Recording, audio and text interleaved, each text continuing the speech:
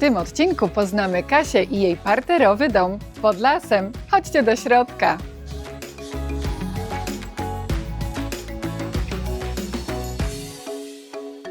Mikrocement na całej powierzchni.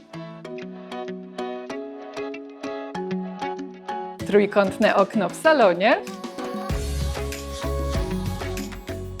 I mocny akcent kamiennej wyspy.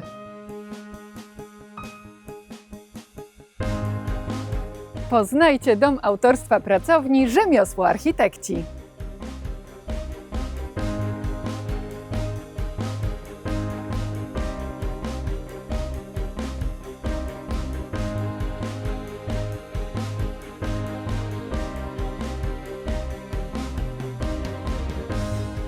W budowie oryginalnego domu o dwuskrzydłowym układzie pomógł partner odcinka, firma Ruki Polska, dostawca wytrzymałej blachy na rąbek stojący, która znakomicie sprawdza się w każdych warunkach, w tym również na dachu w bliskim sąsiedztwie lasu.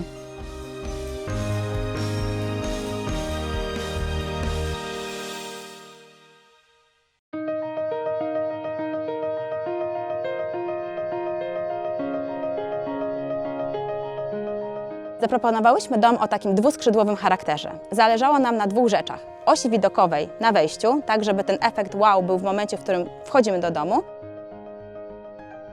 I drugie skrzydło, prostopadłe do pierwszego, którym defiladujemy w zasadzie wzdłuż pięknych przeszkleń, z których widać cały ogród do tej części sypialnianej. Tym sposobem uzyskujemy dwie strefy, nocną i dzienną, obie mocno podkreślone, obie mocno związane z ogrodem, no i obie z efektem wow.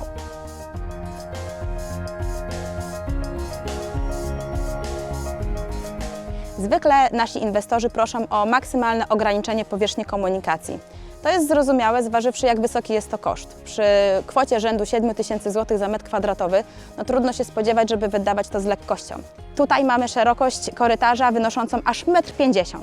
Także jest to w zasadzie szerokość, która umożliwia poczucie, że to jest dodatkowe pomieszczenie.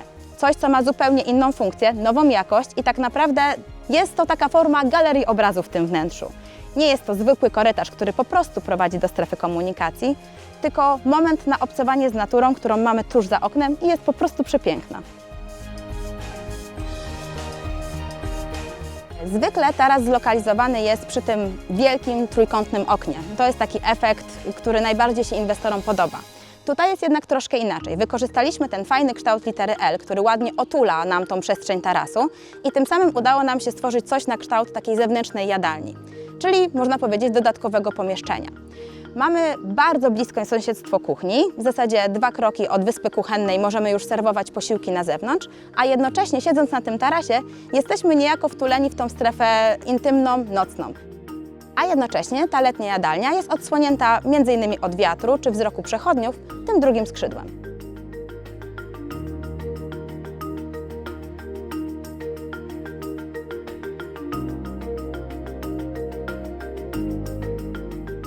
Dla kogo powstała ta przepiękna przestrzeń? W ile osób tutaj mieszkacie?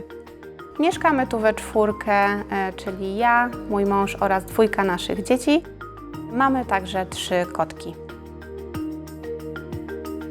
I powiedz proszę, od czego zaczęliście projektowanie waszego wymarzonego domu? Co było dla was takim wyznacznikiem? Bardzo ważne dla nas było również to, żeby nasz dom był otwarty na otaczającą nas zieleń. Stąd też tak duża ilość okien, a przede wszystkim przeszklony praktycznie w całości korytarz, który daje nam ciągły kontakt z naturą. W całym domu króluje minimalizm, na czym bardzo zależało rodzinie. Zobaczcie, że szafa w przedpokoju jest całkowicie zamknięta, ale warto zauważyć ten piękny detal z kamienia. Po drugiej stronie korytarza mamy kolejną ukrytą szafę, która pięknie licuje się ze ścianą. Kasia ukryła tutaj kredens, gdzie chowa całą zastawę stołową.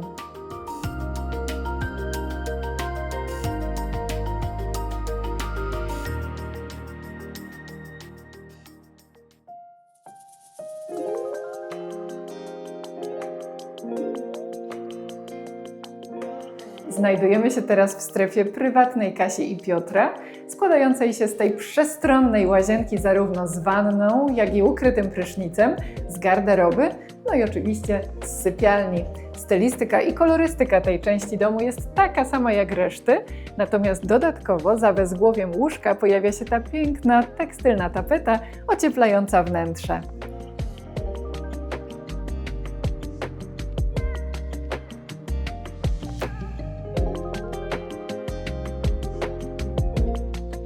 Kolejnym elementem, w którym się zakochaliśmy, był mikrocement, dlatego mamy go na podłodze w całym domu. W odcieniu bardzo jasnego beżu i muszę powiedzieć, że wprowadza on w całym wnętrzu bardzo dużo spokoju i takiego światła. Nawet w pochmurne dni jest tu po prostu bardzo pogodnie. Mikrocement pojawia się w całym naszym domu, również w łazienkach, a także na niektórych ścianach.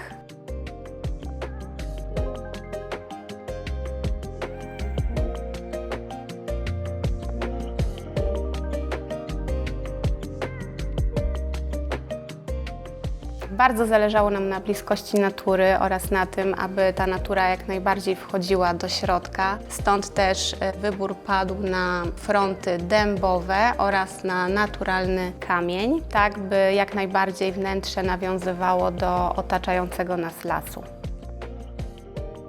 Bardzo ważne było dla nas to, aby ściany były pokryte takimi materiałami, które nadają się do mycia. Stąd na przykład płyta meblowa czy tynk dekoracyjny, który po pokryciu lakierem jest odporny na zmywanie.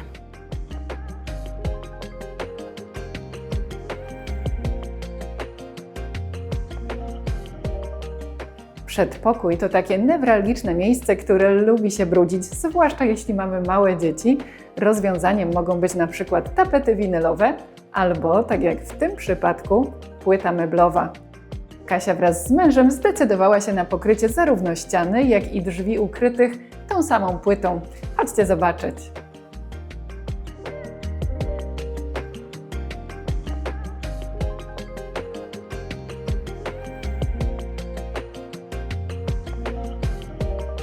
Możemy tutaj komfortowo umyć ręce od razu po powrocie do domu i zobaczcie tylko, na jaką oryginalną baterię zdecydowała się Kasia.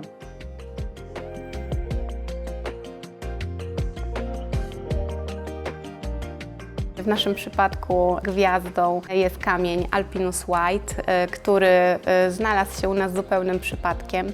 Pierwotnie mieliśmy wybrany inny, bardzo popularny obecnie kamień, ale tak naprawdę, gdy w hurtowni zobaczyliśmy akurat ten slab, to zakochaliśmy się z marszu.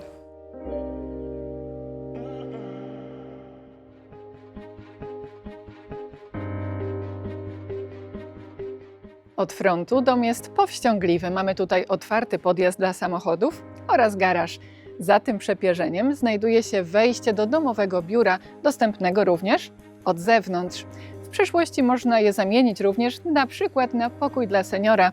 Zatem projektując dom, warto elastycznie dopasowywać go do naszych potrzeb wraz z biegiem czasu. W naszym domu są 3 sypialnie, z czego jedna to sypialnia master z dosyć dużym pokojem kąpielowym w klimacie spa. 2 pokoje to są pokoje dziecięce. Dodatkowo dzieci mają swoją własną łazienkę i mamy oczywiście również pomieszczenia techniczne, które bardzo ułatwiają nam naszą codzienność.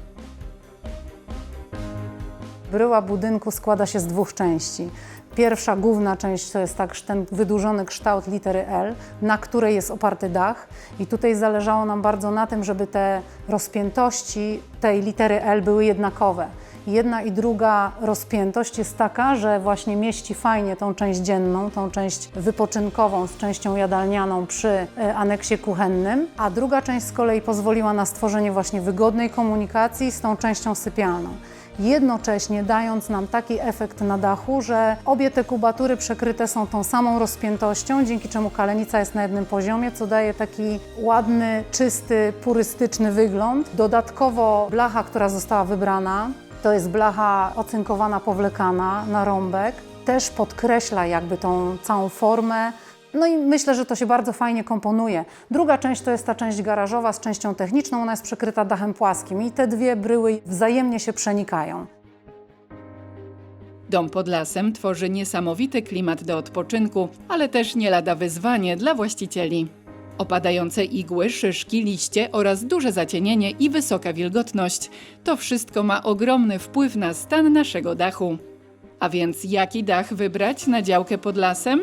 Tu sprawdza się pokrycie o maksymalnej odporności, również na zarysowania, np. od spadających gałęzi. Właśnie takim rozwiązaniem jest stalowy dach Ruki, wykonany z wysokiej jakości stali ocynkowanej, pokrytej unikalną powłoką organiczną, która skutecznie chroni m.in. przed korozją i promieniowaniem UV. Blacha na rąbek stojący Ruki Classic Design, którą na swój nowoczesny dom wybrali Kasia i Piotr, ma jeszcze dodatkowe zalety. Szybkość montażu i kompleksowe, systemowe rozwiązania, nieocenione, gdy musimy sprawdzić stan naszego dachu, a także pozbyć się zalegającego na dachu śniegu. Poznajcie produkty Ruki, które stworzą kompletny dach waszego domu. Więcej informacji znajdziecie w opisie filmu.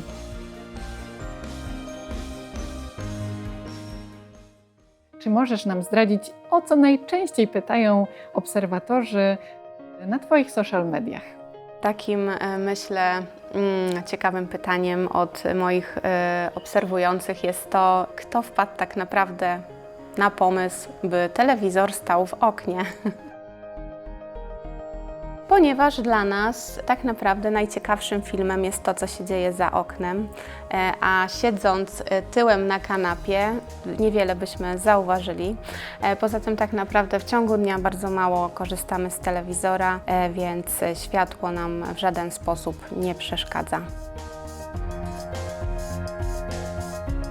W przypadku sufitu postawiliśmy na sufit napinany i jesteśmy z niego bardzo zadowoleni. Tak naprawdę postawiliśmy na to rozwiązanie już po raz drugi, bo w poprzednim domu też je mieliśmy. Jest to rozwiązanie na pewno bardzo dobre w przypadku sufitów skośnych, ponieważ nie musimy się tutaj martwić o wszelkie zarysowania, pęknięcia podczas osadzania się w budynku. Chętnie poznam Waszą opinię o parterowym domu Kasi i Piotra, którzy postawili na oryginalny, przeszklony i szeroki korytarz, przez który las staje się im jeszcze bliższy już od samego poranka. Do zobaczenia w kolejnym odcinku. Dajcie znać w komentarzu, jaki dom marzeń chcielibyście tutaj zobaczyć.